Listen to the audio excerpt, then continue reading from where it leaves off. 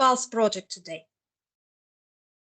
The project was granted in the call topic ICT4 in 2018, and it's dedicated to a highly productive ultra-short pulse laser system for fast material processing with a tailored beams for laser-based manufacturing.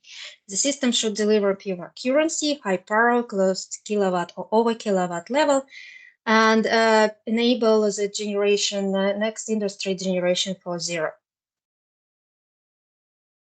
So our project aims to develop a kilowatt laser system with pulse duration ranging from 10 picosecond down to 100 femtoseconds and with a variable repetition rate up to 1 gigahertz. The whole project is mainly focused on development very complex and system that's based on a new technology, and it's sharing effort of 13 partners. As you can see, we all distributed between different section or cluster of works. And the main objective of the project is development of new amplifiers and seed lasers and new materials for fibre lasers, and also for beam combining and tailored beam optics. We aim to tackle more efficient industrial laser processing with a versatile system and maximum flexibility, and also demonstrated these high power lasers for Industry 4.0. As I mentioned, the consortium contains 13 partners. It's led by Tampere University and by me from Finland. We also have one partner, Ampliconyx, who specialized in development of fiber-based laser based on their innovative technology, tapered fiber amplifier, and also from Finland. We're supported by Ceramoptech from Latvia, the world leading in production of specialty fibers for different applications. We have quite a few partners from Germany, not a surprise, now in the level of Photonics in Germany. It's Institute of University of Applied Sciences from Mittweida, Technik, the University of Applied Science specializing in the development of unique polygon scanner. Technik support us in coherent beam combining. We have a company also, Lunova, who specializing in development of machine for material processing. We have a few partners from Greece and Crete, Prime Laser Technology, who is producing saturable absorbers, and they're interested in the new development of the similar materials. Nanotypers, who make a production of very complex optics based on 3D technology, and also Forth, who is the development, design, and initial concept, initial technology for complex optics. We have partners from Italy, Stellantis. It's a giant car manufacturer, automotive manufacturer, and they're interested in application of ultra-short pulses for their machine production, particularly in cutting and texturing. And we have Onostampi, supporting Stellantis in materials, special materials for their car. We have partners from UK, Aston University, developing, specializing in semiconductor lasers, and also Modus, who support us in running this project. The project started in 2019, and we encounter with COVID, and unfortunately has been negatively affected by this, but the consortium made a really great effort to move towards the initial ambitions. And I will be honest with you, not everything has been achieved, but we, despite that the project ends in 1 week, and all extension, we still had suffered a lot from the chain supply and also companies problem of the companies and shutting down of the universities during COVID time. However, we have able to make a progress in all the packages and moving towards very close to the final goal of all objectives. And now I will show you the results and what we have achieved. So we were working technically within 5 work packages. We specifically developed tapered fiber amplifiers, new design, very high power, and it's almost ready for selling in the market. We were working heavily on the development of new seed lasers, addressing the high demand in industry. We also developed new beam combining and tailored beams, and work package 4 dedicated to laser processing system and control of high repetition rate and pulse on demand regime. And also work package 5 has been dedicated to demonstration. We also have 2 packages, dissemination, exploitation, and project management as a standard part of the project. So let me guide you a little bit through the details of our system. As I mentioned, our main project was focused on development of new systems, and that's actually composed of many components, and most of them actually new technology that has been produced during this project by the joint effort of partners. So we were working on a seed laser as a oscillator, master oscillator of the system, and we have developed a series of lasers, even more than we needed actually, but the work was very successful and achieved good results. So we developed both fiber lasers and also semiconductor lasers. One of the key part of the system is a special high power amplifier. This is based on a technology so-called active tapered double-clad fiber. And we developed not only the new fiber for this, but address all needs for amplification of short pulses, but also we developed subcomponents for this fiber. We made a multiplexers withstanding kilowatt power level, and also amplifier, special amplifier unit, which is very compact in contrast to common approach in a high power laser system. And you can see part of this. Here, we also worked on end facet fiber lens tip to avoid needs for bulk elements and have a much more compact system. We applied the coherent beam combining technology in order to multiply the power level in system and reach kilowatt. We have been we also worked on a special delivery cable. It has been and we developed a completely new design, and we have made a special beam shaping element on the material with a high laser damage threshold, and a polygon scanner which managed not only withstand very high kilowatt power level, but also moving extremely fast. Let's go a little bit more details. You will get the technical details in the following presentation. I will just guide you through the main achievements and highlight the main achievements in the system development. So about fiber-based seed lasers, we developed sub-200 femtosecond laser operating at megahertz repetition rate, and we tested in more than 2,000 drop-free operation. And it confirms the reliability and environmental stability, which is essential for industrial laser system. We are also successfully developed a special kilohertz laser based on a semiconductor technology, and that also has been tested more than 2,000 hours of drop-free operation, and also address the needs of industry for long 24/7 operation. And it delivered 10 picosecond pulses, about 10 picosecond pulses at 1 gigahertz repetition rate. One of the key technology what we work on is a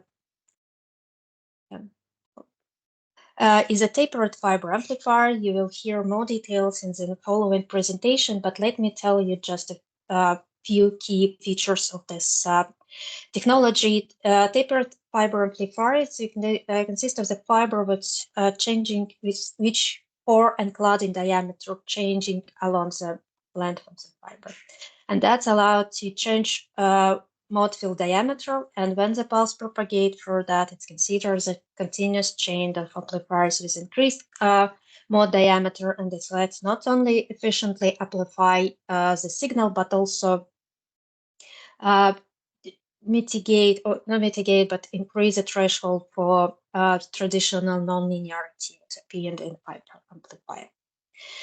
As I mentioned earlier, we have made actually not a single, but a few new design of the fiber to address different needs, what is suitable for different application and amplification of different type of the signal. And the feature of this amplifier that it has extremely high gain, over 50 dB, and that's led to make the system extremely compact. So we avoid multiple chain of preamplifiers. We don't need stretcher for short pulses, and the system became contained as very small few component system. So we have a very low level of power, up to 100 milliwatt, but usually a few tenths of milliwatt. It comes to the tapered amplifier, and we get more than 500 watt as the output in a few meters fiber. You will hear more details about this later in Valery's presentation. We have used the technology of beam combining, and here's a very brief overview for those who haven't heard about this yet. So if you combine two pairs randomly, it will be you will not obtain the constructive interference, and the power will be maximum 50% in a combined channel, minutes that it's presented one or another laser. If you manage to combine 2, 3, or more laser systems in one spot in a free domain space, phase, and time, you will achieve constructive interference of the fields, and that multiplies the power proportionally to the number of channels. Theoretical limit is 100, but of course no one is perfect in real life. So the real percentage efficiency depends on the property of lasers, and it can be over 90%.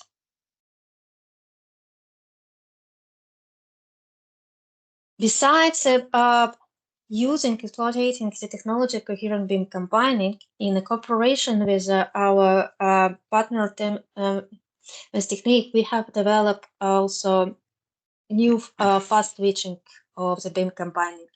That's essential for fast processing, because there should be a fast switching between the case when the laser on and laser off, and you as a specialist in a high power laser probably know that it's very difficult to switch on very high kilowatt level power level instantaneously. So the TMS technique found a very elegant and reliable way how to do it at the beam combining point. And you can see here the measurement what they performed. So they managed to switch between on-off condition within just 200 nanoseconds. This is the fastest switching what has been demonstrated for this technology. Usually time is microsecond or even millisecond level.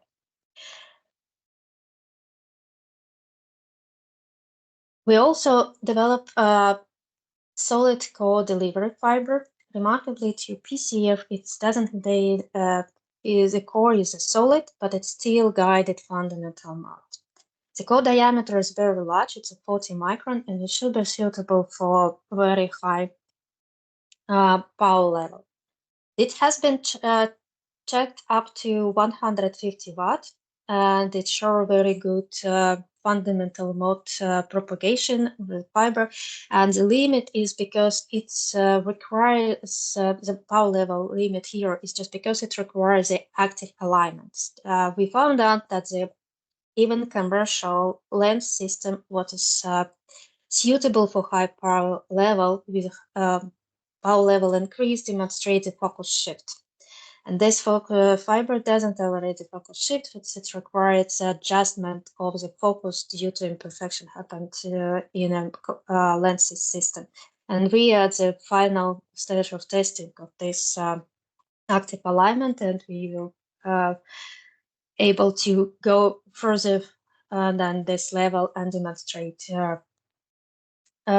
fundamental mode propagation in the large mode, extremely large mode fiber. We also work hardly and our partner Ford develop a new material with extremely high laser damage threshold, which has been approved by the commercial company who tested materials. And this innovative material has been used for development of complex shape optics for as a tip of the fiber, you can see here, or as a DOA element for the elongation of the beam and forming bezel beam at the focal point with a width what is needed for the processing. In support of nanotypes companies, they demonstrate the possible for industry production of this element.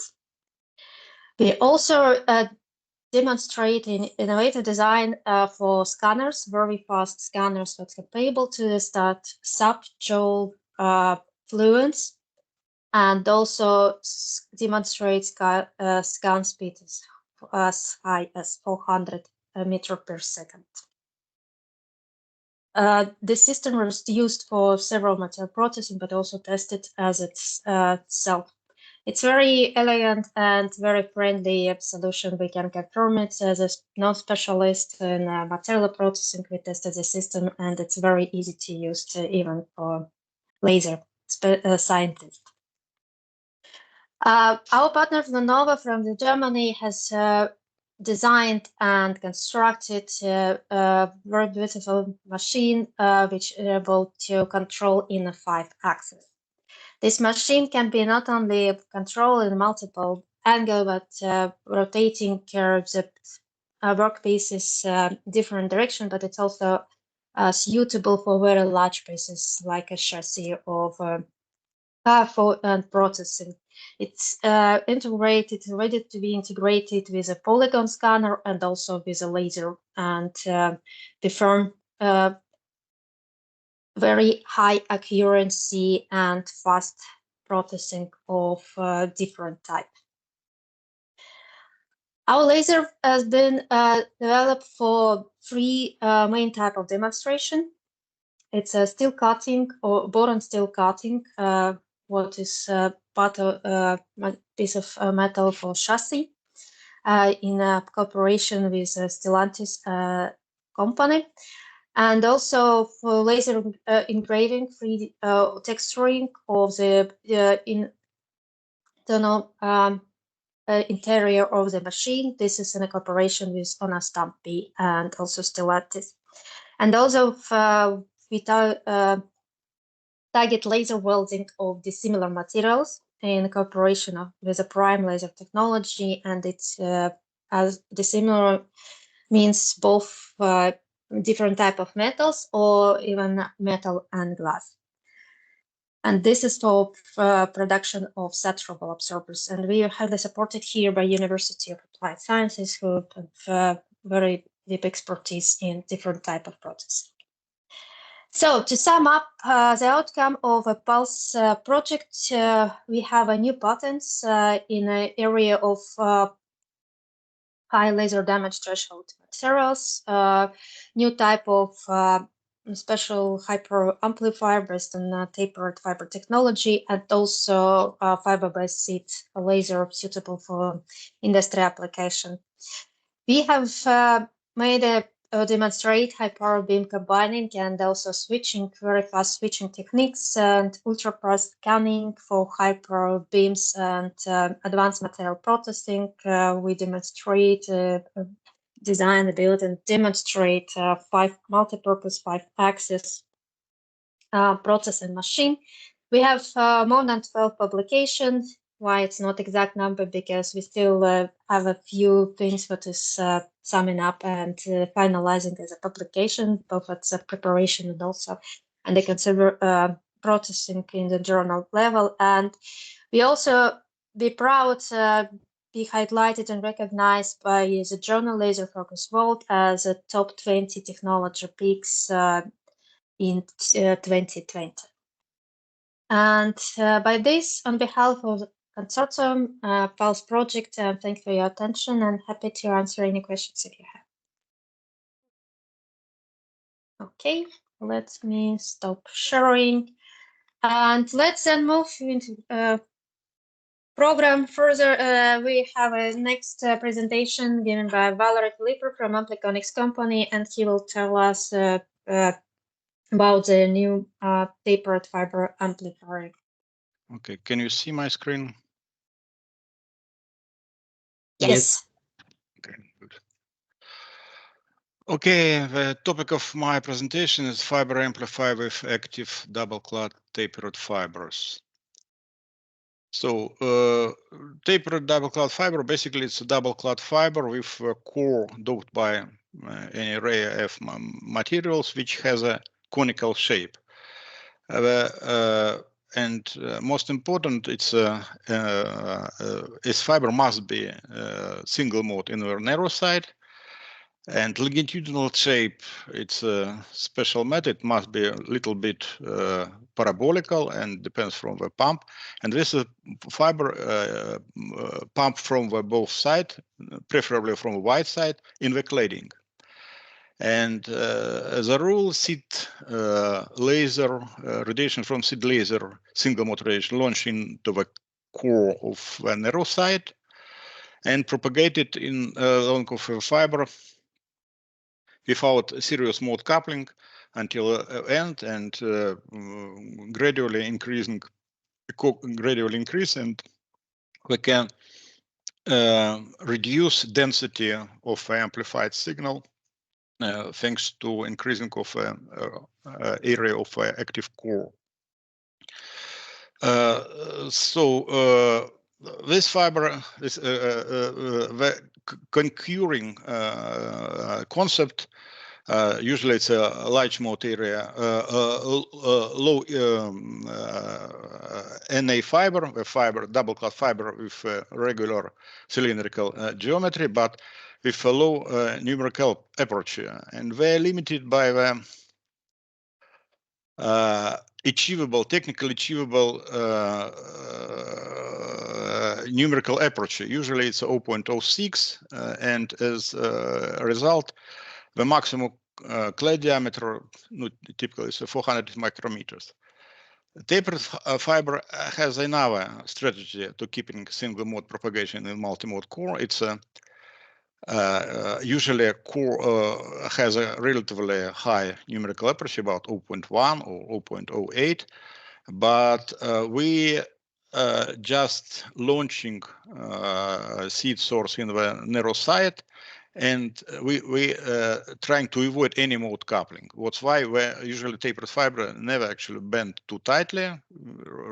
Usually it's 35 centimeters. We're trying to avoid any mode coupling. This fiber has tapered fiber has a lot of advantages comparing with regular cylindrical fiber. First of all, it's a large mode field diameter and clad diameter, both actually important, because clad diameter from wide side allowed us to really high clad diameter allowed us to launch a lot of low brightness pump, much more than normal regular cylindrical fiber allowed, just because of area is larger. And large mode field diameter, then obviously we have experimentally achieved core diameter 200 micrometers, and it still was with good beam quality.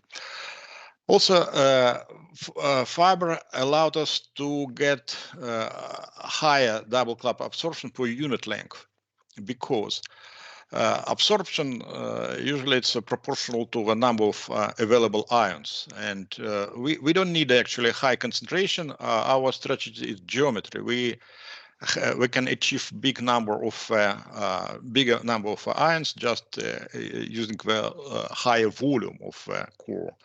And as a result, we can get the same absorption with lower concentration. It's important from point of view for photodarkening mitigation, and getting the high volume of active core, which is conical shape, we can get finally same absorption with a shorter fiber, which is again important from point of view mitigation of nonlinear effects. Another important advantage is the highest brightness increasing factor, because any laser, it's a brightness device which is increased brightness, so brightness converter. We are converting brightness of low bright palm source into high bright output radiation. And basically, this brightness converter, it's a parameter which is actually make laser a helpful device. And as far as we have a higher clad diameter, for instance, 1.5 millimeters, it's quite common for tapered fiber. We can just get the higher output power comparing with normal regular fiber. And also tapered fiber, thanks to geometry, contain the built-in mechanism of ASEA and SBS suppression, and I will talk about later on. And also another helpful feature is immunity to modal instability in the fiber amplifiers. So large mode field diameter, this is a demonstration. So this is 200 micrometers core, and we both field diameter is 150 micrometers, and NA 0.1, and we got nice beam. Experimentally, looks like it's not M square. It's not 1, but 1.4. 1.45, 1.43, but it's not because of the presence of high order mode. It's a mode, it's a soul, and it's only one mode, but it's just it's a nature. You're not able, because this beam is already propagated in the almost in the free space, because it's only 1 micrometers wavelength length and 200 micrometers aperture, so it's theoretical limit of which we got. Better double-clad absorption per unit length. Yeah, I already mentioned it. The volume of active core, which is actually defined the absorption, double-clad absorption, which number of rare F ions. It's with the same narrow side as just higher, and if this is a ratio between, we can compare double-clad fiber and tapered fiber by size of a narrow geometrical size in narrow side of a taper. So the similar here there is it's a ratio of volume as function of tapering ratio. So if we have a tapering ratio 8, so it's equivalent in 25 longer double-clad fiber. So basically, we can, as a higher tapering ratio we can get the same absorption with shorter tapered fiber. No, it's just geometry. And this is a numerical calculation which is been done for laser with same concentration of a tapered fiber, and we can see for instance, fiber with 0.6 dB per meter absorption, we have in 3 times shorter. We need 3 times shorter tapered fiber to get the same output power with the same concentration. Even usually we're using the quite modest concentration because as a low concentration erbium we have, or array of elements we have less problem with manufacturing and photodacking and clusterization, background losses. Everything just better.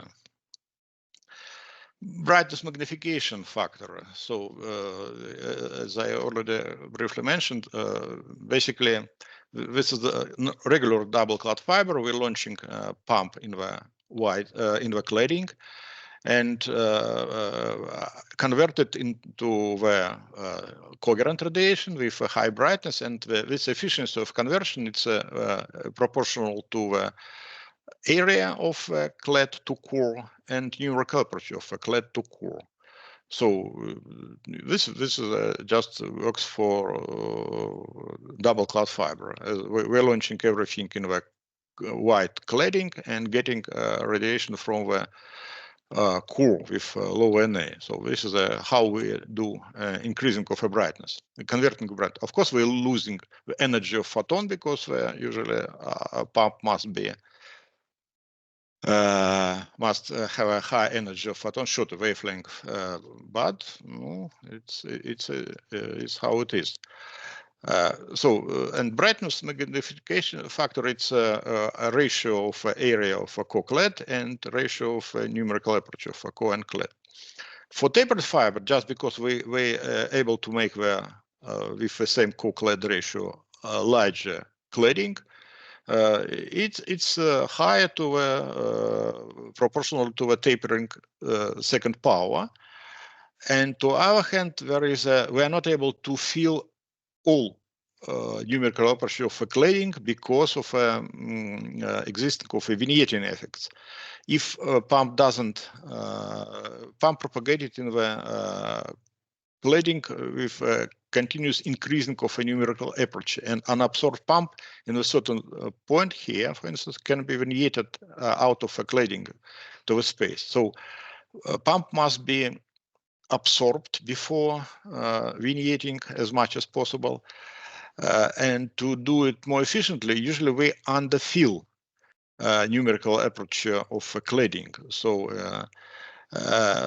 this is the only disadvantage of tapered fiber. You shouldn't fill all aperture. But for instance, if we have usually what in practice we're using a fill factor 0.5. We are filling half an aperture. But magnification will be higher comparing with double-clad if tapering more than inverse fill factor. So if, for instance, if fill factor 2, tapering must be more than 2. Fill factor 50%, tapering must be more than 2, but usually tapering 10. So in any case, we have a brightness magnification factor for tapered fiber and 25 higher. And another funny features of tapered fiber, it's intrinsic mechanism of LaSER and SBS suppression. Amplified spontaneous emission is a non-coherent radiation which is fill all aperture, which is actually have a very wide angle of propagation, and we just vignetted during propagation from wide side to narrow side, and it helped a lot when we do amplification of signals with a low duty cycle, which is impossible to do in normal fibers. We have just natural mechanism, embedded mechanism for LaSER suppression, and this suppression it's this factor of suppression is 20 logarithm of core and ratio for core in the narrow and wide side. So for tapering ratio, 10, it's a 20 dB suppression of SBS fiber has, and it's helped a lot, and we've been able to demonstrate it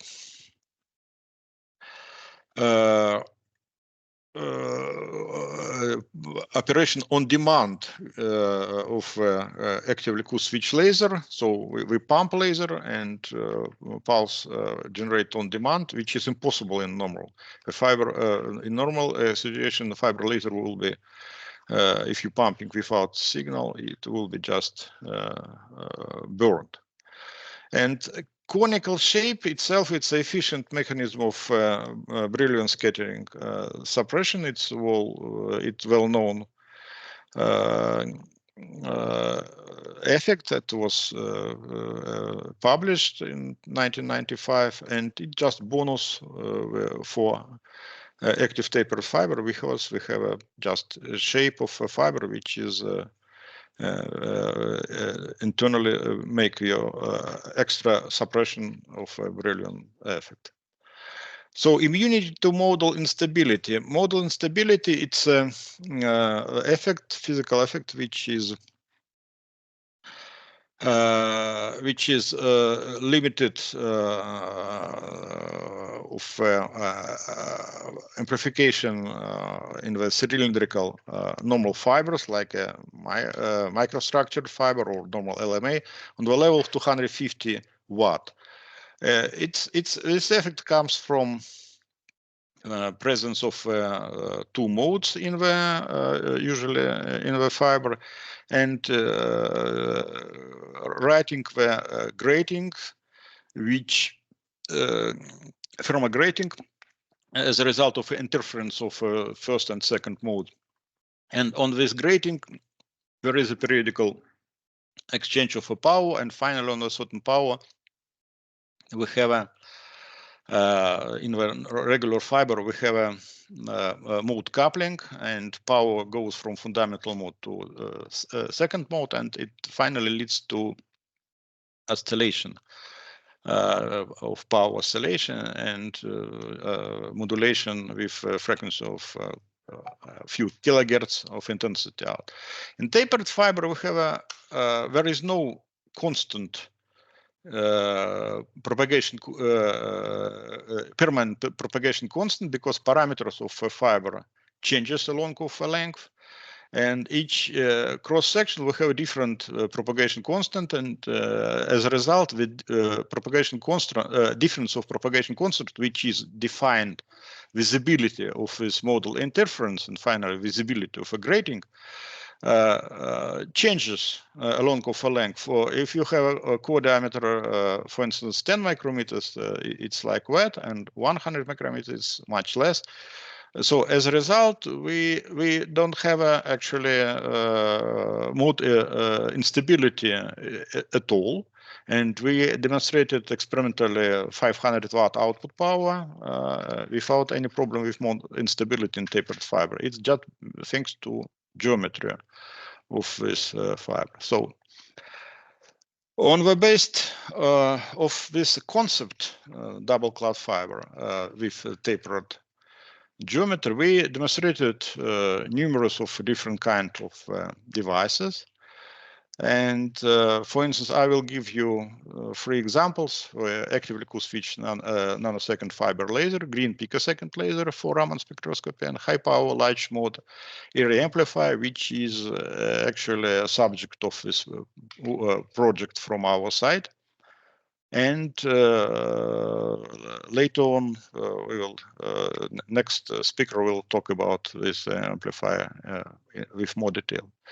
So actively cooled switch nanosecond laser, you can see the scheme like that. So we have a tapered fiber, acousto-optical modulator as an intensity modulator, which is switch on and switch off transparency of a cavity. This is a high reflective mirror, and basically the core diameter in this fiber was, I remember, 80 millimeters, and length fiber 6 meters, and it we applying pulses to acoustic optical modulator and generate nanosecond pulses, which is pulse duration defined by the length of a cavity, and generated nice pulses, 1.5 millijoule energy, 60 nanosecond with perfect beam quality.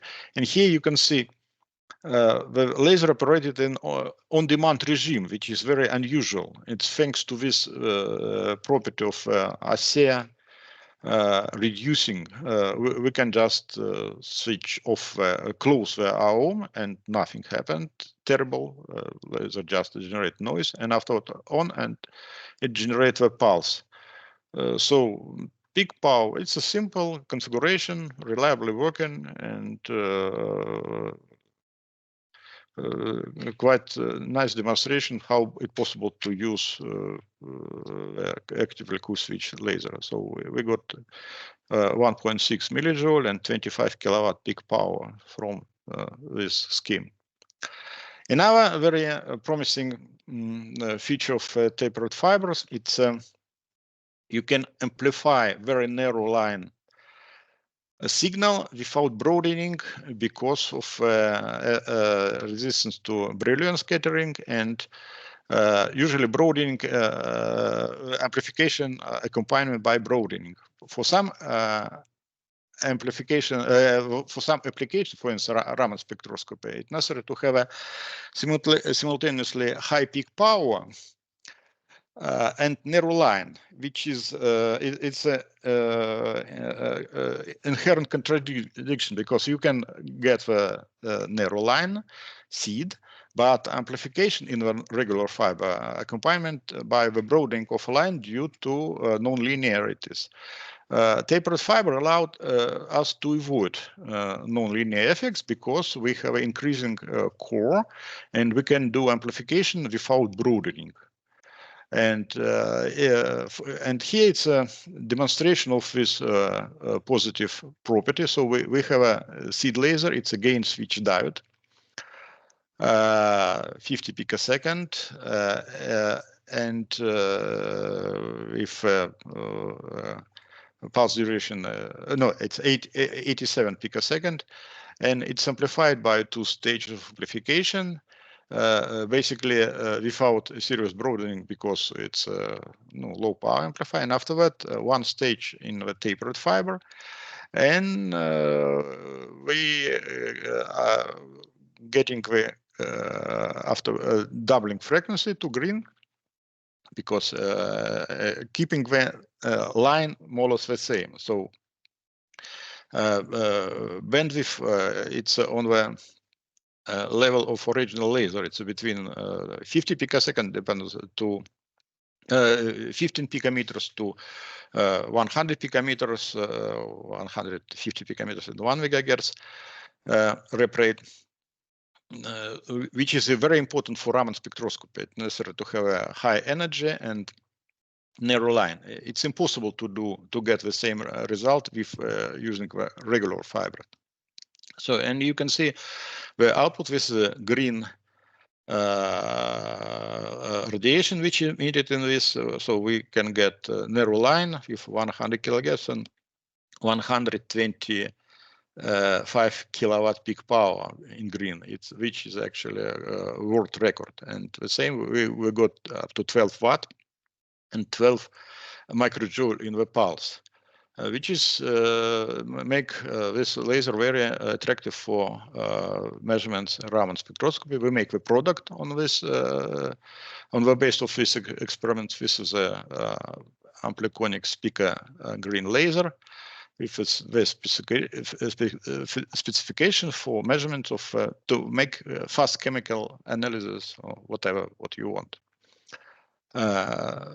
And another very important application, which is subject of a current project, it's a high power amplification.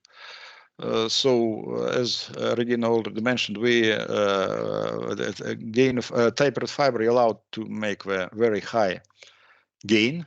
So typical scheme looks like a gain switch diode with preamplifier, which emit between 20 to 20 milliwatt average power. SID here it's a 50 picosecond, 1040 bandwidth. Line it's 100 picometers. So it's a gain switch diode, one preamplifier. Finally, here we have a 2 to 20 milliwatt, and 6 meters of tapered fiber, which is pumped in this case through optics from combination of 7 140 diodes through 200 micrometers fiber, and we launched almost kilowatt in the cladding, and getting, as you can see, more than 500 watt output. So gain is around 50 dB indeed. And for different frequencies, 20 megahertz is slope a little bit higher, 1 megahertz lower, but it's still very spectacular amplification from 2 milliwatt to 500 watt on the length of 6 meters. Of course, there is a broadening when we have a 1 megahertz rep rate. Half a power goes to the broadening of spectra, to the Raman, but still 50%, approximately 50%, we have still in the amplification line. So this is a red dots. And we got in the pulse 100, more than 150 microjoule, and peak power around 3 megawatt, which is close to a theoretical to a threshold of self-focusing. So basically, it's a nice result for and this with beam quality around 1.4, 1.5, something like that. And this is how it looks a cross section of a fiber. On the base of this development, we actually make the portable amplifier, which is actually proposed as a product. So it's deliver 500 watt average power with 1 kilowatt pump, which is fiber cap. So you have a seed, the cable for seed laser and fiber for pump. It's a pump delivering by 200, 220 micrometers fiber with an open 22. Slope is more than 70%. Beam quality better than 1.4. Mode field diameter, it's 50 micrometers, 65 micrometers. And you can see how it looks output spectrum and 500 watt. So basically it's commercially available now, and if somebody need, we can provide it. It's quite portable and convenient for using. It's basically that. This is the end of my presentation. I'll be happy to answer for questions.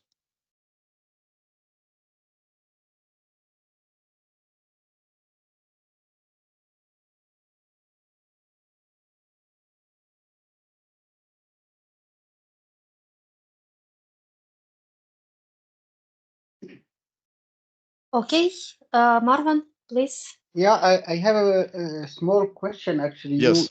You mentioned that at 500 watt you did not have any problem of TMI. Is that the limit, or could you go further? Where you can say we don't know actually, because there is no roll up, and it looks like we can go farther.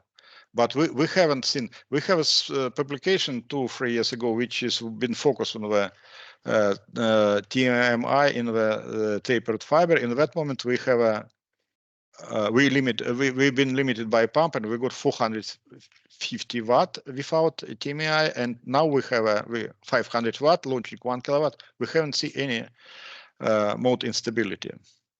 We just don't see this effect. And in your last slide, you said that 50% of the power is going in Raman shift. Yes, that's correct. This means it's not a Raman. It's a broadening of a spectra. Let's say. Okay. Yeah, but it's a Raman, of course. Yeah. Okay, Because when you analyze your beam, you analyze the 500 watt altogether, right? When you Yes, observe the beam has a sort of a halo, and this is which is this halo, which you can see. Yeah, it's it's power, and or you can see the spectrum here. So this is actually broadening, and if you just so all this light is 50%. It's here. All right. Okay. Thank you. More question?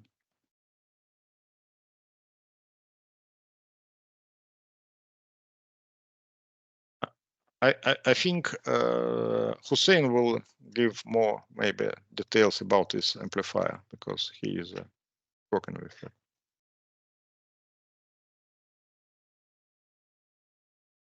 So.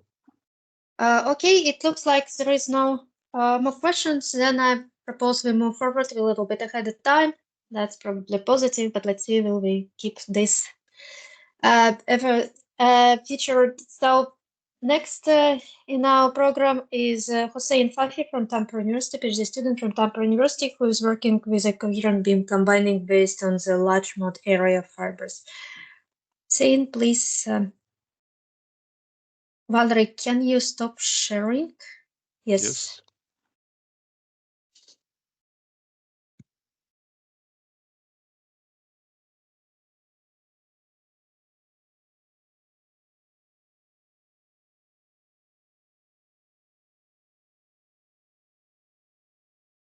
Okay, we can see your presentation. So please. Hello, everyone.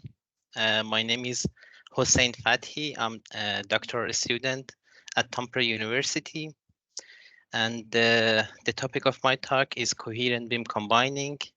And the motivation for this talk is to just provide a brief overview on this technique, which is a powerful and has been a topic of research during last decade. So the outline of my talk, first, I will provide a brief overview on fiber lasers, and I will discuss the power scaling limitation of single fiber laser systems. Then I will go with a bit in detail overview on coherent beam combining technique, the concept of coherent beam combining, and we'll go with its configurations, the combining elements, and the channel scaling, how much we can increase the channel of systems. Then I will show the experimental results of coherent beam combining, and we did the experiments in three phases. At first, we went with just few tens of milliwatt level to be sure that we can reach to the ideal and maximum combining efficiency. Then we increase the power up to a few tens of watt. And at the end, I will go and I will show the results of combination of two laser systems, each one working at 200 watts. Then I will show also some results on coherent beam combining of optical vortices, to just mention that how powerful and versatile is coherent beam combining technique, which can be applied not only to the Gaussian beams, also to other structured light. Then I will conclude my talk with a brief overview on the main achievement of the coherent beam combining. So fiber lasers, like as all the type of lasers, consist of gain medium, which in this case is fiber, and two mirrors, which also made inside the fibers, fiber Bragg gratings. And the fiber lasers is a great brightness converter, which converts low brightness pump light to very high brightness signal light. However, how much we can increase the power using only one single fiber laser system? fiber laser system are so interesting because they have a great, excellent, they have excellent beam quality and stability, high quantum efficiency. So ideally, you can reach to around 90% efficiency, and it has a wide gain bandwidth, almost 100 nanometers. And the thermal management of the fiber system is kind of easier compared to other type of lasers. If you look at this graph, it shows the development of fiber laser system in both continuous wave and ultra short pulses. And if we look at in year 1990, it starts from a few watts for CW regime, and increased during almost 20 years from a few watts to few thousand watts, almost 10 kilowatt, and it multiplied by 1,000 times. So the situation was almost the same for ultra fast pulses. However, for many years since 2010, there was a stop in development of the fiber laser systems in case of power scaling. So what was the limitation? Fiber laser system has faced few limitation effects. There has been three main limiting effects. First of all, the nonlinear effects, the detrimental nonlinear effects, which in the fiber case, SRS, stimulated Raman scattering. Even we have some fundamental problem with increasing the power and energy of the fiber laser, which is pumping limitation. And even since 2010, researchers noticed a new limiting effect, which is transverse mode instability. So in this graph, the x-axis shows the core diameter and the length, the y-axis shows the length of the fiber. So to get rid of nonlinear effects, we can increase the core diameter, but we limit it to transfer mode stability, which transfers energy from fundamental mode to one or few higher order modes. And also we can increase the fiber length. So if we increase the fiber length, we will limit by the nonlinear effects. So, sorry. So what is the solution for power scaling? So limitation. One solution, which is kind of a standard solution, is laser beam combining. So if you are a fan of science fiction movies, you may see this scene in the movie, which they use the idea of laser combining to just provide a very strong laser beam. So laser beam combining, in this graph, I will show how we can combine the laser beams, few laser beams. So we can do in coherent path and coherent path. We are interested in coherent beam combining. So coherent beam in next slide I will talk about why we are why we do need coherent beam combining. Coherent beam combining can be applied in both pulsed regime and CW, and it can be in passive or active mode. In coherent beam combining, we need to control some parameters to be sure that the system is stable. And it can be done in a few different architecture. So we will reach to all these parameters in detail. So why do we need coherent beam combining? In regular beam combining, if we just launch two laser amplifiers which for sure they need to be seeded with only one seed laser.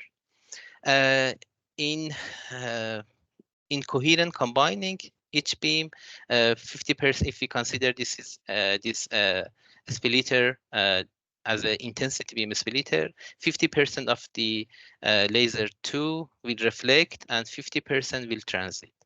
So the same would be for the other laser, so we will not have any power or energy scaling. But if we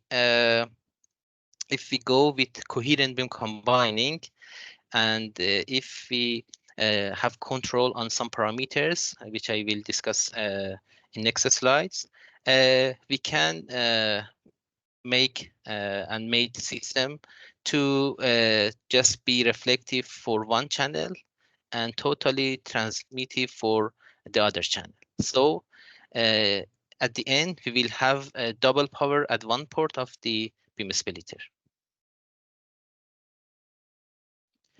So the concept of coherent beam combining, a coherent beam combining system consists of a seed laser. Why we do need a single seed laser to preserve the coherence relation between the amplifiers. So we have different kind of beam splitter, so we can split the seed to different channels. In each channel, to have control on the phase of each channel, we have phase modulators, and to have control on the optical path difference between each channels, we have variable delay line. And the main part, the amplifiers. For each channel, we amplify up to the maximum achievable power or energy from a single laser. So, for example, if for a fiber laser, the maximum achievable power is 1 kilowatt, we will amplify it up to 1 kilowatt. And then using combining elements, we can combine all the channels to reach a very powerful output.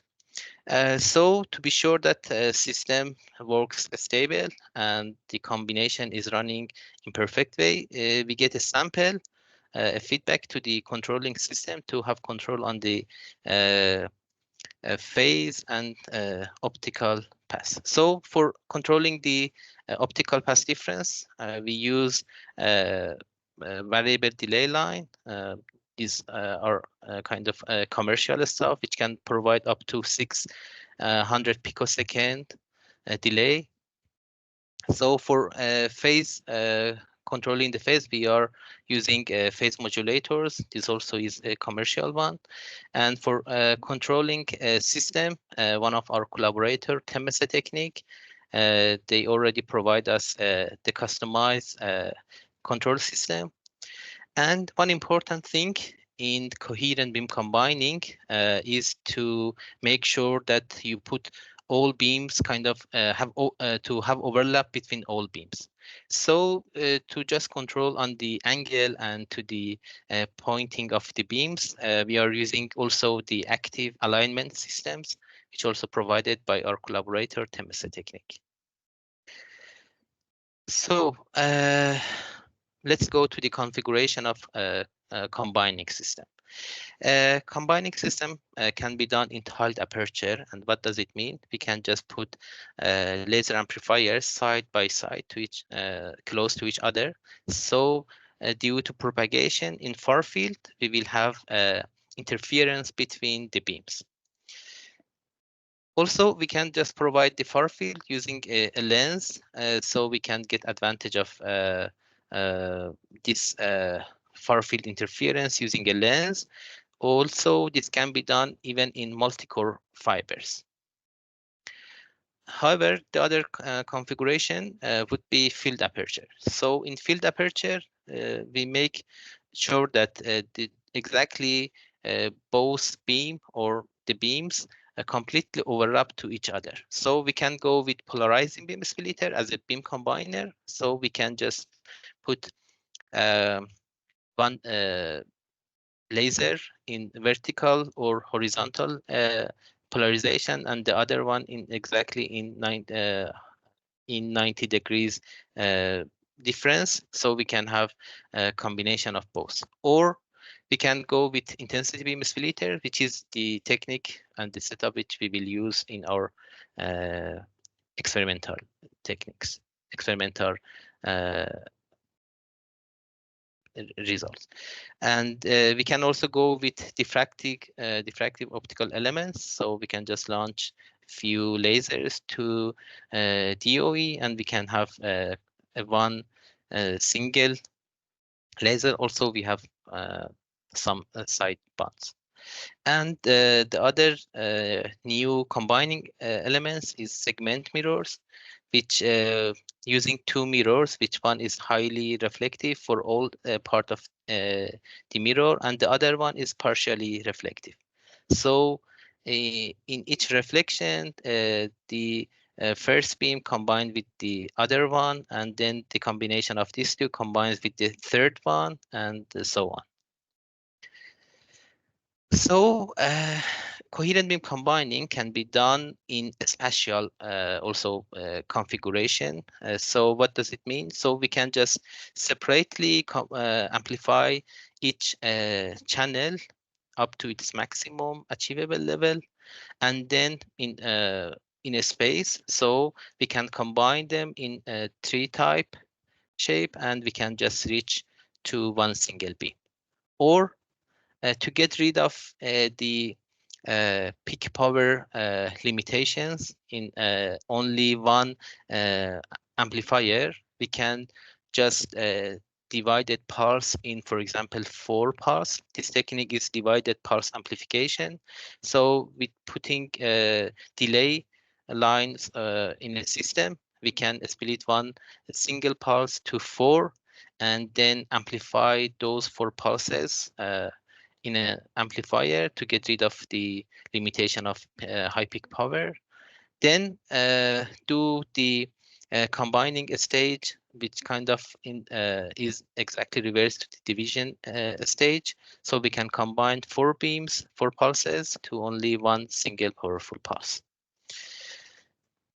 Also, we can combine beams in a spectral synthesis technique. So what does it mean? We just split pulse, we just stretch pulse, then we split it spectrally, and then using amplifiers, we just amplify a part of the spectrum, and then using a spectral combiner, we just combine the system to only one single powerful pulse. So how many channel we can go with the channel of combining system? So there are some limitations to increase the number of channels. For example, at 2006, there was a report on a combination of 48 channels in tiled aperture in CW regime. So the one limiting thing is to kind of the controlling system or the limiting part in this case normally, and even the complexity of doing combination in free space or even in a temporal domain. So the maximum number of channels which has been combined is more than 100 channels, which has been done in CW. Even recently, I've seen the result in pulse regime. So let's see to some experimental result by the other groups. So in spatial CBC in 2020, we have seen there is a record of 10 kilowatt average power, and even at 2021, 1 kilowatt average power and 68 gigawatt peak power. So the combining efficiency, 94%, even for 10 kilowatt average power, it's 96% with almost great beam quality factors. So we realize that how powerful is this coherent beam combining technique. if we just look again to the coherent beam combining system, we almost discussed about the variable delay line, phase modulators, controlling system. I will focus on the seed laser and the amplifiers. So the seed lasers, which we use in our experiment, although we tested different seed lasers at different repetition rate, but the one which I will show the result is the 20 megahertz repetition rate seed laser, which is a gain switch seed laser. So we had first preamplification stage, because the power of this megahertz repetition rate seed laser is only 300 microwatts. So we need to increase the power to almost few tens of milliwatt. So using 3 stages of preamp and using the 50-50 couplers, we just had 2 seed lasers almost with the same parameters, and the spectrum of the seed laser at the output of the channel. So this shows a great spectral properties of the seed laser with almost more than 58% difference between the seed and the background level. So we discussed about the seed lasers, so the amplifiers. Thanks, Valery, for a great overview on tapered double-clad fibers. I also have a few slides, and even I put 2 slides more when he mentioned that I have done some experiment. So tapered double-clad fibers, as Valery told, the core and clad size increases along the fiber lengths, so it can increase from, for example, 6 microns in core diameter and 80 micron in clad diameter to 96 microns in core and almost 800 microns in clad. So these 2 pictures are the image of fiber facets. This is the image of panda type tapered double-clad fibers at the white side. And even this picture, which we got, we just look to the fiber facet, and this beam profile is the profile of the beam exactly at the facet of the tapered double-clad fibers. So this fancy picture of the tapered double-clad fibers in the experiment is not something like that. It would be more messy because of the using some material for cooling the system. So in general, we launch a seed laser through an isolator to save the system from any possible reflection to the seed. So we launch the seed laser to the tapered double-clad fibers, and we use a plate for cooling the system to have control on the heat generation. Then we have a pumping unit. So the pumping unit consists of a combiner with few diodes, which can provide up to 800 to 1 kilowatt pump light. So using a collimator and the correct mirror, which in commercial type, we have a multiplexer for that. We just launched the pump from the right side of the taper. Although it has a very wide size in the right side of the taper, we are using end cap to protect the system. And then the amplified signal can propagate through this decorrect mirror. So the output of the system is going this way.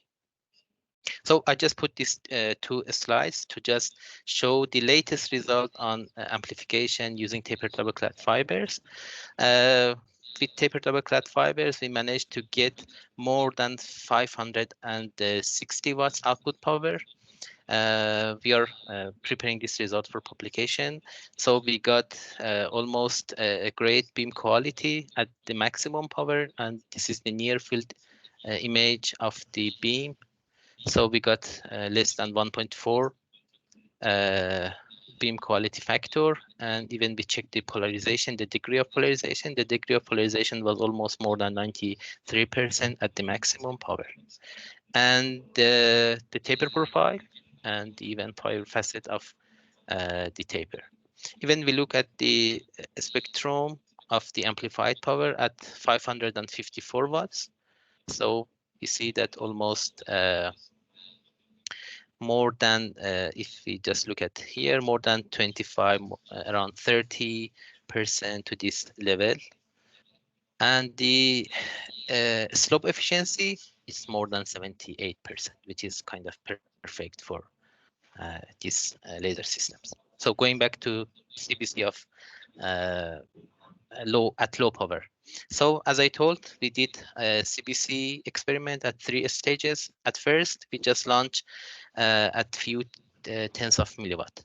So we just for 2 channel, you need only one variable delay line and one phase modulator. So you can just put one in the first channel and the other on the second channel.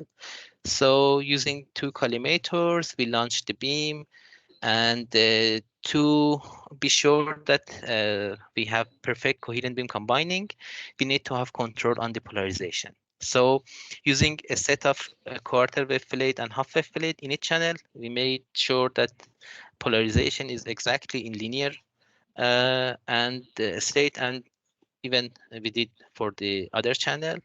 And using intensity beam splitter, we combined both beam, and we got, although we got feedback, a sample for feedback system, and we run it in a active control sketch. So just telling a very basic, normally people expect from interfere of 2 beams, the fringes between 2 beams. So if you just launch 2 beams with a slightly angle, so we will see fringes. If you just decrease the angle to have completely overlap, to increase the overlap between 2 beams and in the same path, you will decrease the number of fringes. So we have here, for example, 2 fringes. And if you even decrease more, you will see that it's almost 1 beam, but not in perfect beam profile. But if you just put 2 beams exactly in the same path, I mean, not only in the same location, even the same direction, so which we can done with using 2 mirrors in active mode, we can reach to only 1 beam. So which we done this. This is the first demonstration of experimental demonstration for coherent beam combining at Tampere University for the PULSE project. So yeah, we got more than 98% combining efficiency. So let's just look at this evolution of beam profile during combination. Sorry.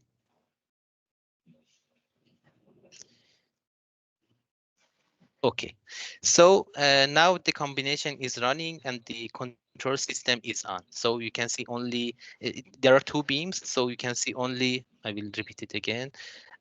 You see that 2 beams are exactly on top of each other. So we have almost completely physical overlap, spatial overlap between 2 beams.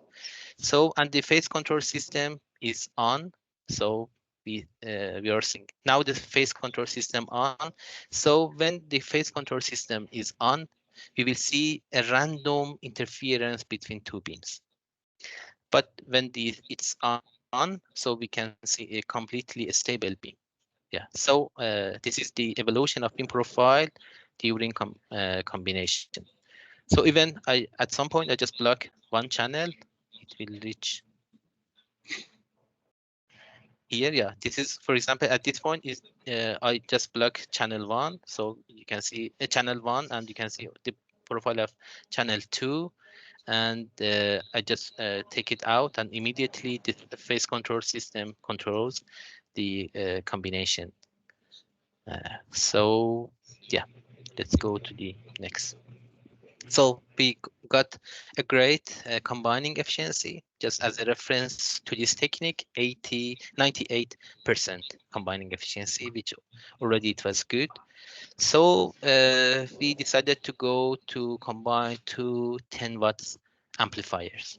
So we made two amplifiers, and again I put quarter wave plate and half wave plate in each pass, and using a motorized mirror which equipped with piezo actuators, we managed to have perfect overlap between two beams. And we get even a sample out of the combined beam for measuring the polarization and even measuring the beam quality factor. So this just kind of shows the experimental setup, how it's run. Then let's look at the properties of single channel beams before combination. So at first I measured the beam quality of laser channel 1. We see that the beam quality M2 factor is 1.1, 1.09 for channel 1, and 1.1 and 1.08 for channel 2. So we tried to combine these two beams. The combination of two beams, we got the combination, and we wanted to see how the beam quality looks after combination. So yeah, surprisingly, we get better result out of combination. We had 1.08 and 1.08 for both. So it showed that during the combination, the coherent filtering effect kind of improves the beam quality. Even later, we will see that this coherent filtering effect applies to not only the beam profile, even on the spectrum and the polarization. So even we measured the polarization of the combined beam, we noticed that it had more than 97.97 degree of polarization and the ellipticity below 0.5. This already is a great result, so we can go, for example, in increase the channel and combine 2x2 again. So let's go to high power stuff. So this setup looks like this, and for high power combination, at some point to test how a combination goes with non-perfect laser systems. At some point, we had two laser amplifiers with each of them had almost degree of polarization 73%, and the beam profile even was a bit different in different beam size. However, during the combination, we got more than 75% combination, around 300 watts, and the beam profile looked better than each single, and even better beam quality factor and even polarization. So so far we saw the coherent combination experiment from low power to high power for Gaussian beams, but we're just curious that how would be the combination of structured light. So for the first time, I'm gonna show the experimental result of coherent beam combination of optical vortices. So what are these optical vortices? Optical vortices is a spiral-shaped light beams which can carry orbital angular momentum. There are lots of applications for optical vortices in optical tweezers, super resolution microscopy, high capacity optical communication, high harmonic generation, laser plasma interactions, and lots of other application from science to industry. So how looks the wavefront and the phase pattern and the intensity? The middle one shows the beam profile, phase pattern, and the wavefront of the Gaussian beam. So we can see that we have flat plane for a wavefront.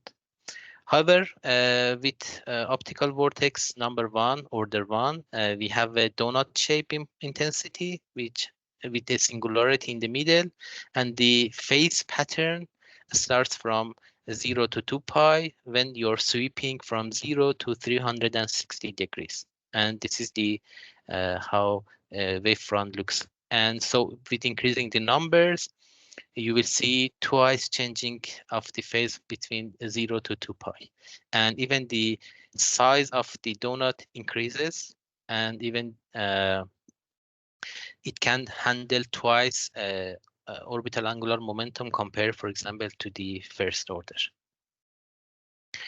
So why we were interested to apply coherent beam combining on optical vortices?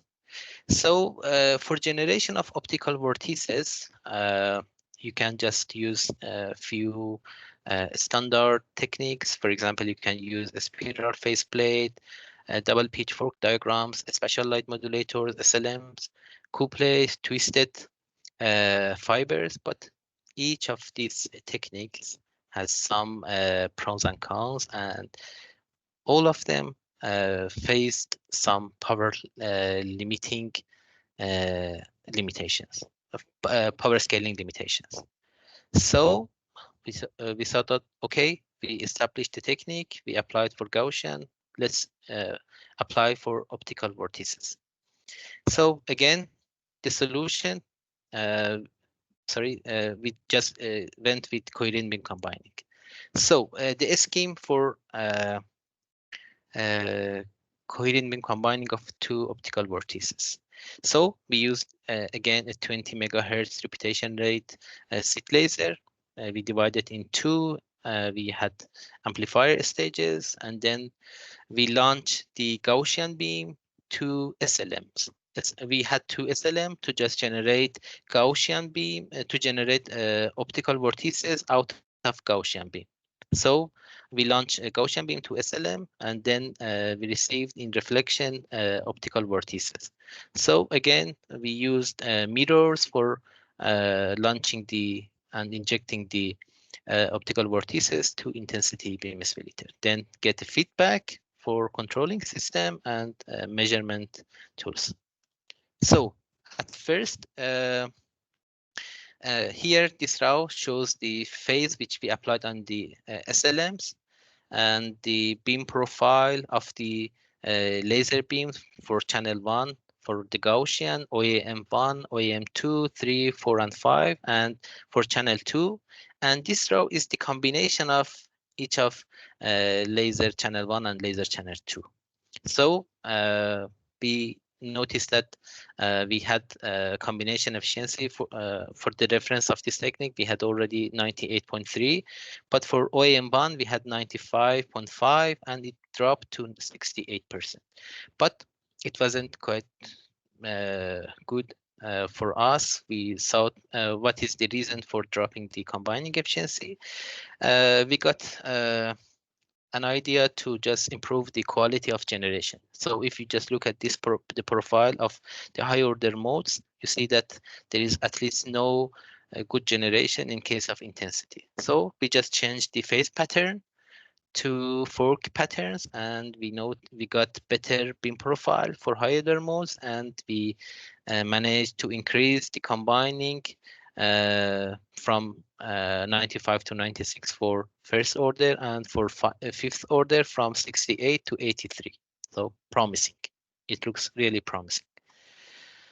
And there are even some potential factors for dropping the power, the combining efficiency, which if you look at just the result of M2 measurement, you see that the beam width for the X and Y direction for high order modes are a bit in different value, which shows that with increasing the order of OEM, we increase the asymmetry of the beam profile.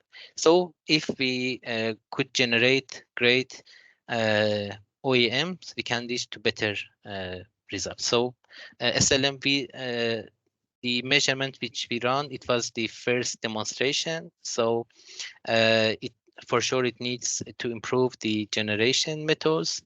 So which is in our to-do list. So even we measured the spectrum and the pulse shape of the each single channel and the combined beam, and as I told before, we noticed the coherent filtering effect even in the spectrum. So this part of the spectrum of each channels normally are because of the ASE generation, which ASE generation has kind of randomly polarized or even depolarized part. So these are not combined, and so we have kind of filtering effect for the combined beam. And the power stability and the polarization characteristics.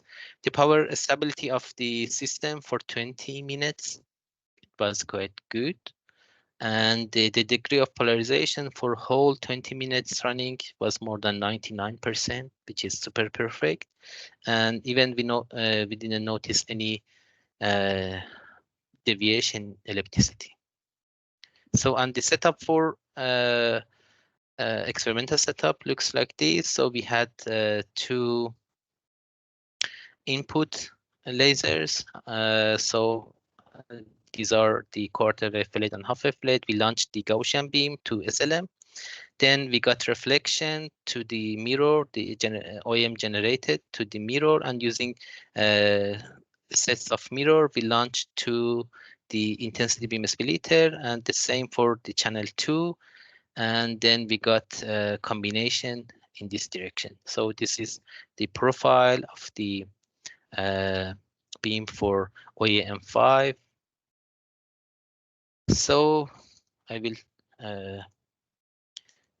show the beam evaluation for coherent combining of optical vortices, OEM1. So the phase lock system is on. So randomly interference between 2 OEMs. And when the system control is on, we can see that we have a stable operation. So the conclusion of my talk, we learned that power scaling of ultra fast pulses can be done even more than 10 kilowatt in average power using CBC system, which shows how powerful is the system. Even in a CW regime, we have records of more than 100 kilowatts. So the channel scaling, CBC technique can be scaled up to more than 100 channels.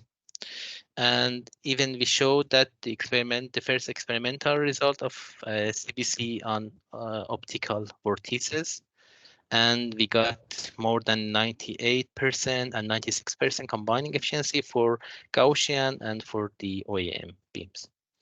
And even we noticed that coherent filtering effect, which means that all the parameters of the beam can be improved by applying coherent beam combining.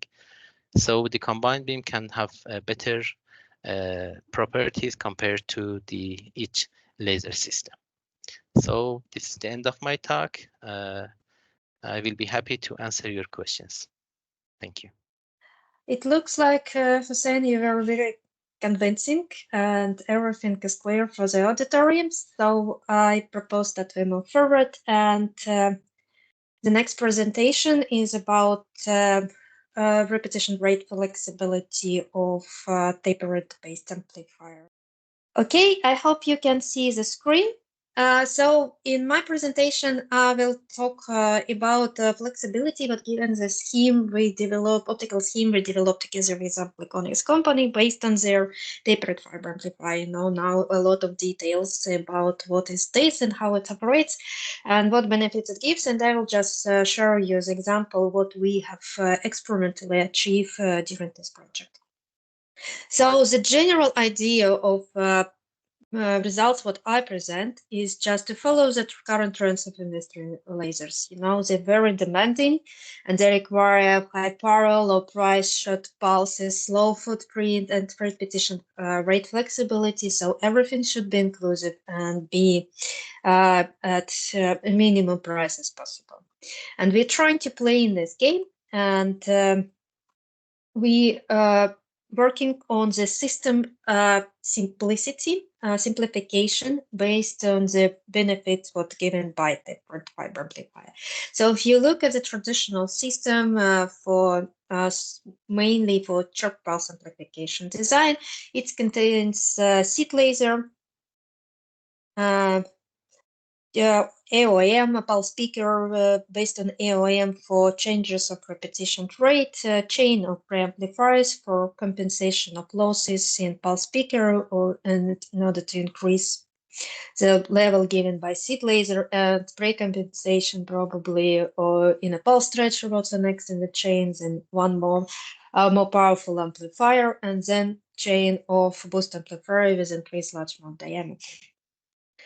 So tapered fiber amplifier allowed to squeeze to cut quite a few stages of amplifiers just because it's already embedded in the design, and that makes the system very simple, looking simple. So we have a seed laser, we have preamplifier to boost the level for efficient operation of narrow part of tapered amplifier, and we have the booster amplifier. Now the frequency variability is put as on the shoulder of a seed laser, and the current seed laser, what is possible to follow this requirement is a gain switch laser. So it's possible by current modulation to get different repetition rate at still relatively short pulses. The Ampliconyx have developed his own gain switch laser, delivering 50 picosecond pulses, and also all electronics with in situ control of frequency. And we have followed this. We used this system and tested it's at 20 megahertz, 2.5 megahertz, and 360 kilohertz. However, we have on board in the consortium specialist in semiconductor laser, and we hear about details, this technology, and the results we achieved in this project, the next presentation. But they provide us gain switch laser what's working at 1 gigahertz repetition rate, and it was really interesting to see how the system operated this. So we haven't changed anything in the system except the seed laser between megahertz per kilohertz repetition rate and 1 gigahertz repetition rate. Preamplifier and amplifier was the same, up to centimeters less, so nothing has been touched.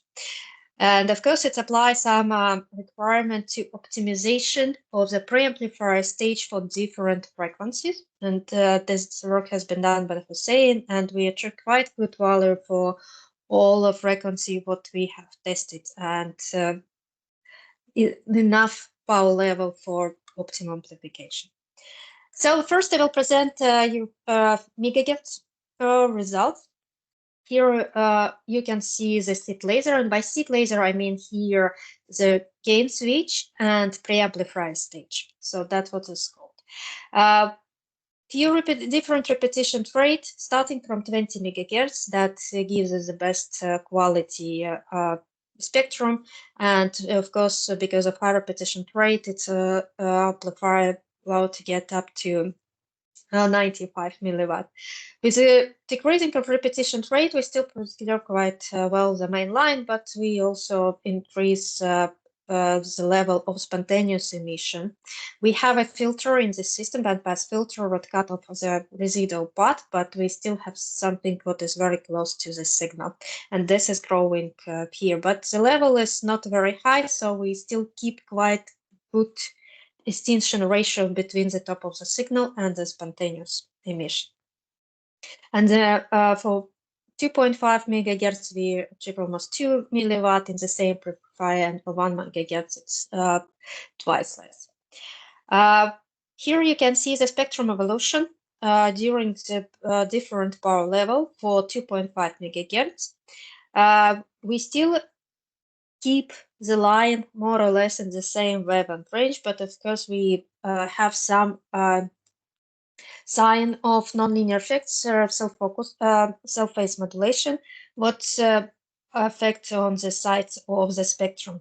This is because we amplify 50 picosecond pulses directly at 2.5 megahertz without any stretching. Here you can see the amplification at 20 megahertz, and as it expected, the effect of self-phase modulation is very small, and the growing of spontaneous emission in the spectrum tail is also small. Here we show not the maximum results, is just to present the trends of what's happened with the spectrum during the amplification, because we control and investigate all possible nonlinear effects in our fiber amplifier to obtain the optimum position, optimum condition. Here we a little bit repeat the results what Hossein already shown. So, but you can see it in a more comparable way. For 20 megahertz, we achieve 554 watt of average power in a single amplifier station, a few meters, and Hossein shows the details of the fiber. But here we can see the comparison of the spectrum. So this is a regional seed laser, what is we launch into the input part or inner part of the tapered amplifier. And here you can see the amplification at 550 watt.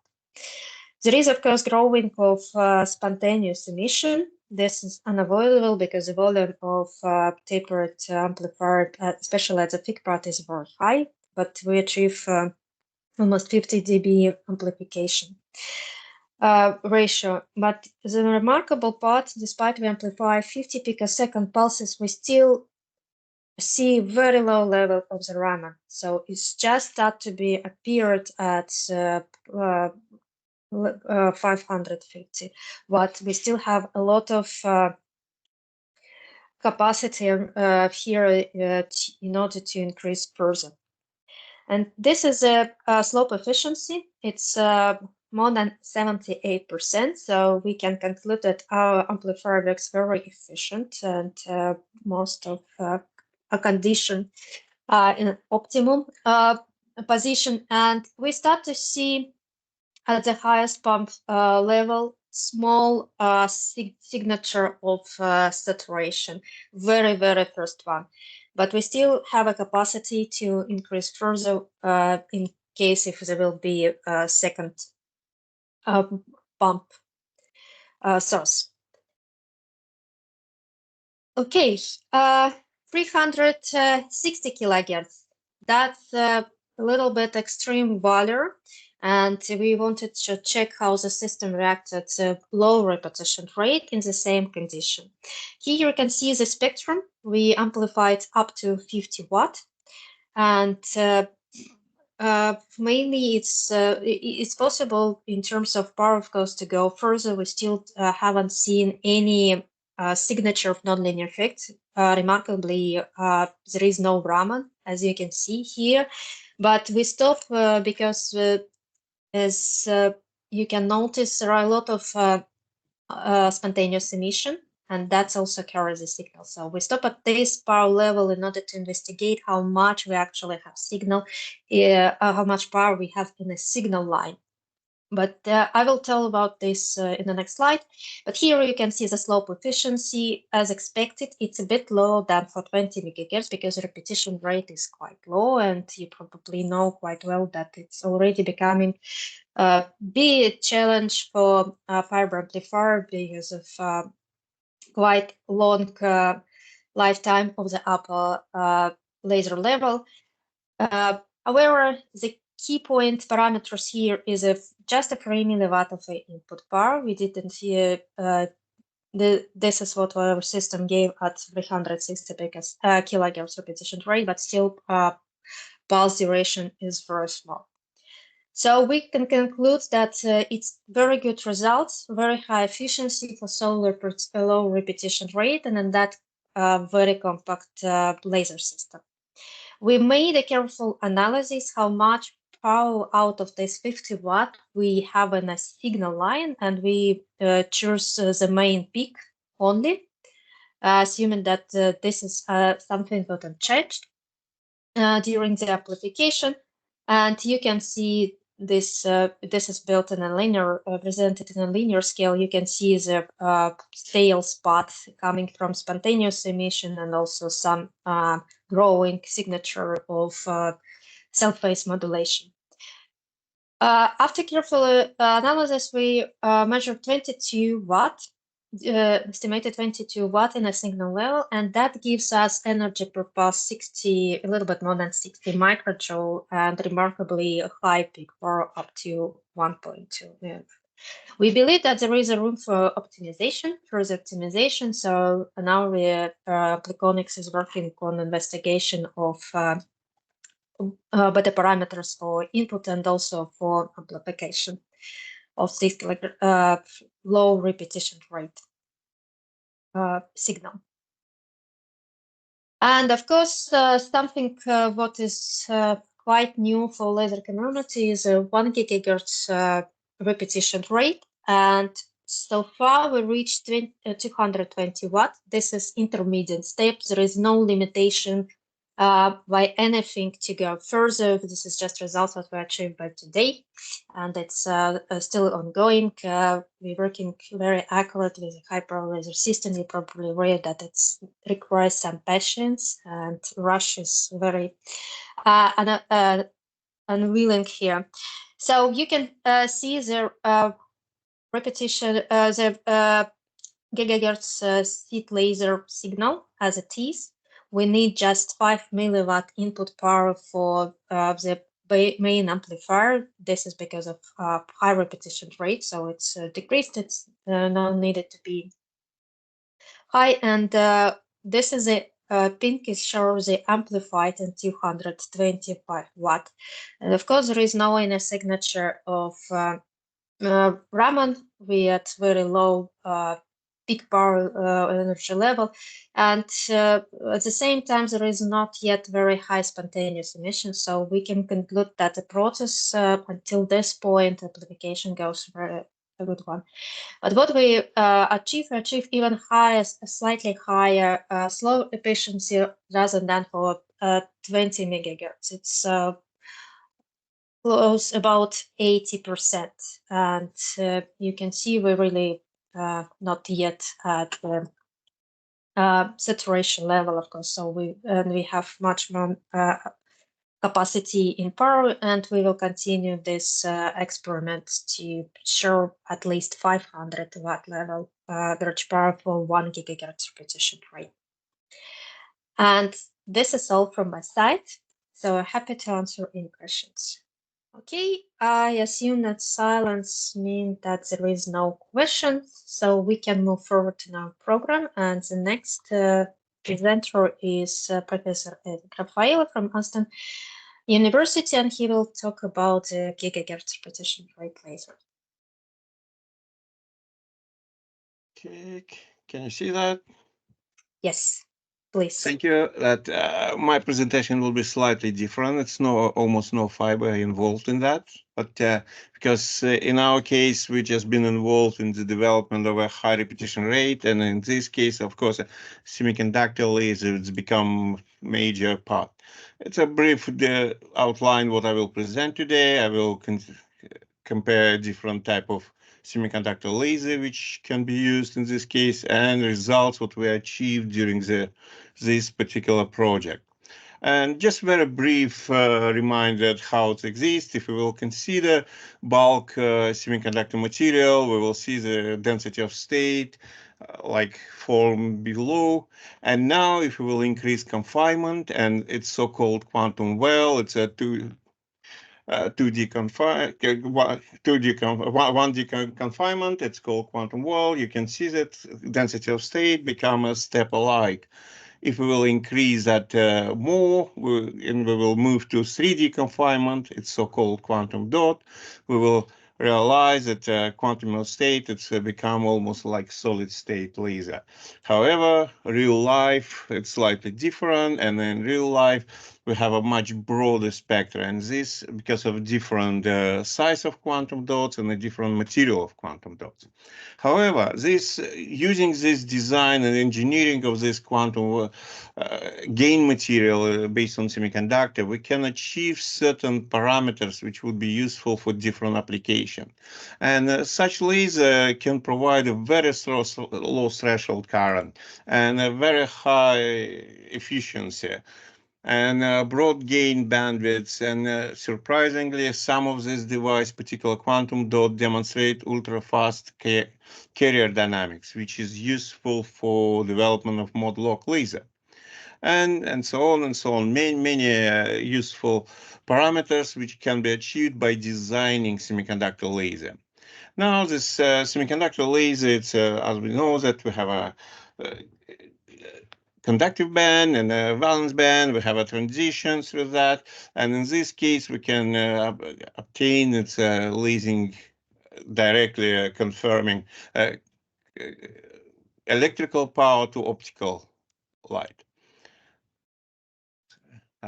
And in the case of obtaining ultra-short pulse laser, we need to develop device when we will have this absorber, which will provide as a passive mode locking.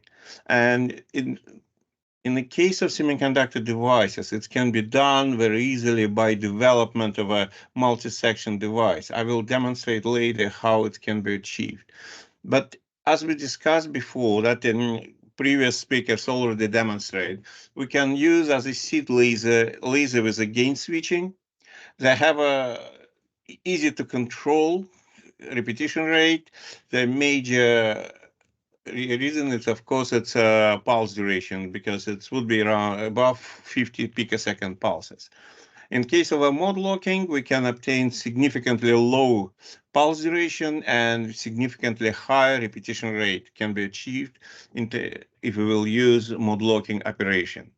And also exists different other application, but it depends on the application with targeting. And in some cases, quite possible that it would be Q-switching or even hybrid mode locking and Q-switching regimes. Just to understand how to do mode locking, in the beginning, we just tested the carrier lifetime in the semiconductor devices. This one schematics demonstrate that. And as a result, we can see that a particular quantum dot device demonstrates ultra-short recovery time, which can give us the opportunity to develop smallest femtosecond laser, which is possible to develop. And with applying reverse bias, we can even suppress the wings of this recovery time, which can allow us, give us opportunity to control the output pulses. And these parameters become extremely useful in the case of development of ultra-short pulse laser based on semiconductor. And this result was very unusual, because it was unexpected that semiconductor device, particular quantum dot, can demonstrate ultra-short recovery time. And as a result, this, again, slightly return back what device, it's how it looks, semiconductor device, it's here.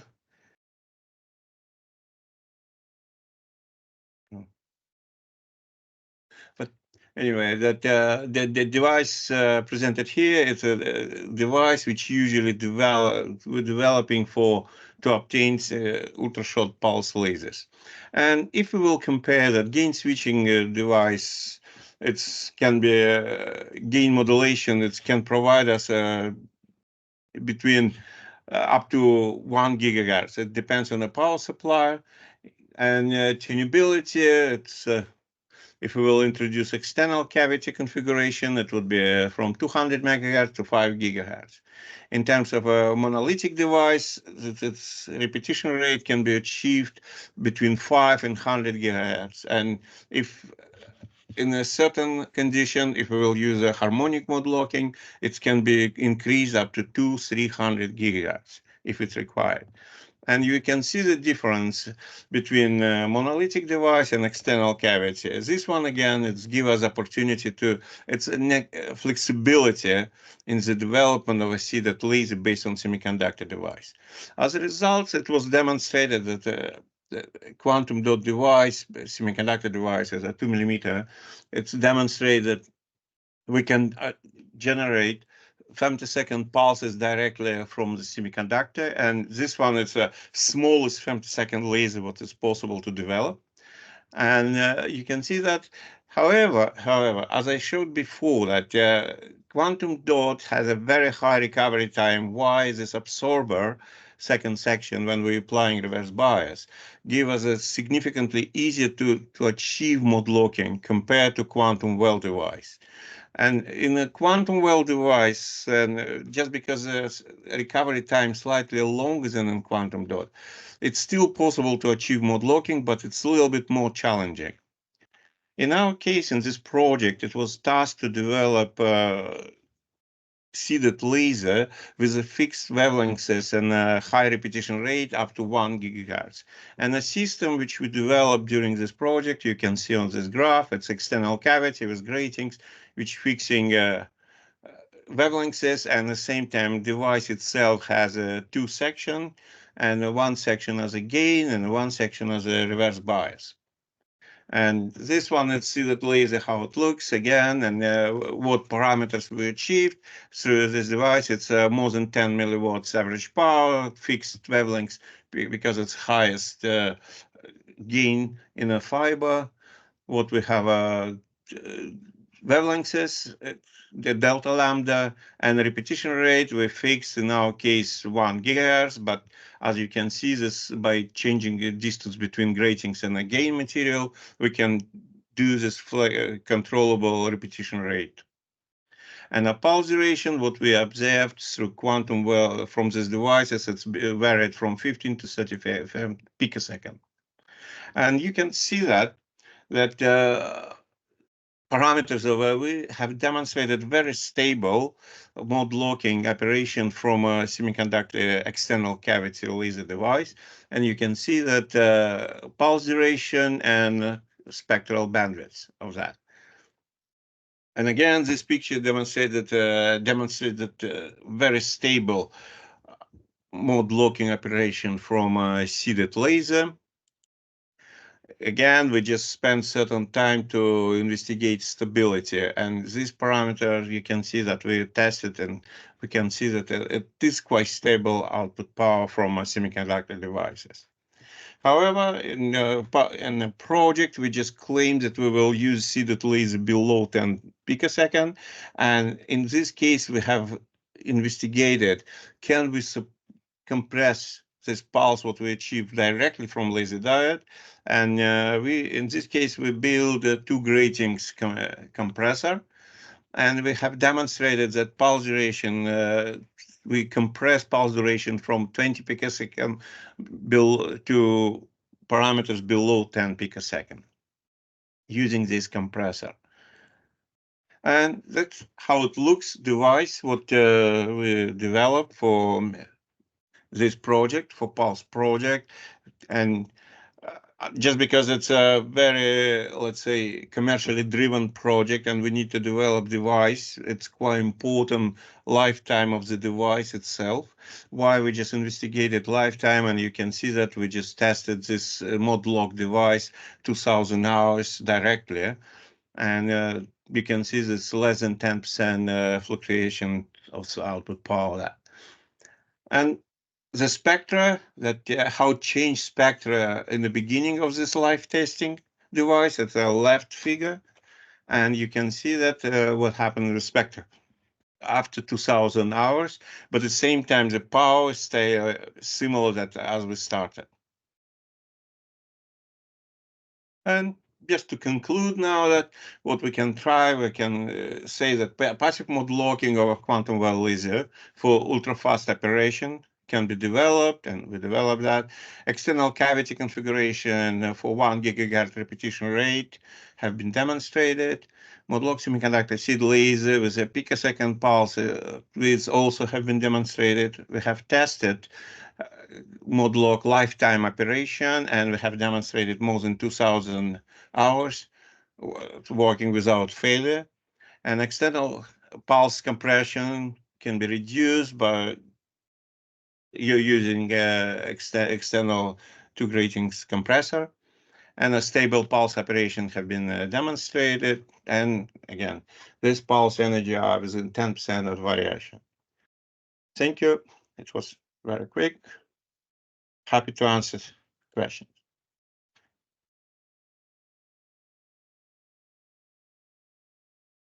Okay, any questions? Yes, Mara, please. I have just a small one. You said in slide 19 that you have 10% of power fluctuation. Isn't that critical for the amplifiers and for the material processing after? No. This one, I think maybe it's below 5%. It's not 10%. Ah, okay. I heard 10%. That's all. No. This one, unfortunately, I just messed up with other slide. It's less than 5%. I can answer from amplifier's point of view. This is 10% among 2,000 hours. So the processing doesn't happen 2,000 hours in a row. So during the usual processing time, the fluctuation is negligible. Okay.